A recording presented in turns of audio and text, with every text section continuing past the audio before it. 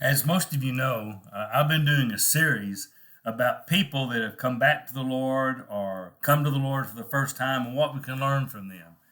So I'm Steve Ridgel, and I go to Hillcrest Church of Christ in Abilene, Texas, and we're doing a Bible class on what we can learn from our people that have recently come to the Lord and come back to the Lord. And so, as part of that, we're kind of sharing a little bit of their story and what we're learning from them. So I thought I'd share that with those of you watching this. So today I want to talk about my friend Gary.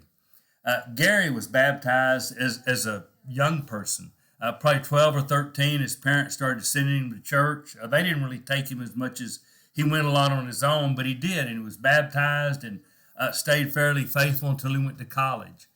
And then, boy, he got in college, and as he says, he just kind of away he went. And he spent a lot of years chasing the wrong things, not Jesus, away from the Lord. And then he found and married a Christian woman. And his wife, Jana, very faithful, always came to church, begged him to come. He'd come once, maybe once a year, once every couple of years, not often. Several of us got to be friends with Gary, got to know Gary, and eventually Gary realized, and this was after he'd been away from the Lord probably 50 years. He said, you know what, I'm getting older, and if I'm going to do something about Jesus, I need to get this resolved.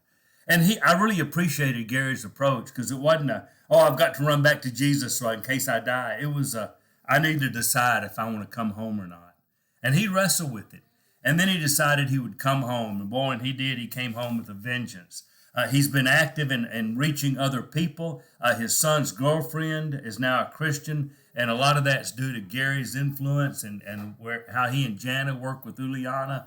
That was great. Some of you know her story even. But there's some things from Gary that I've learned that he said that I really appreciate, and they've helped my spiritual life, and they're helping other people. And I'm just going to share two of them with you today.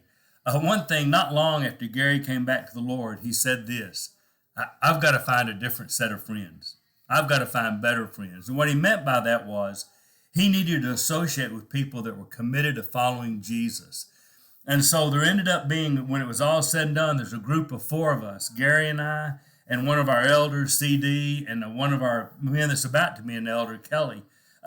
We meet, I don't know, once a month or so, sometimes more, sometimes less, depends on everybody's schedule. We meet for breakfast and we just talk about life and how things are going. And sometimes, not too long ago, Gary kind of led us in a discussion about how we tell people, I love Jesus.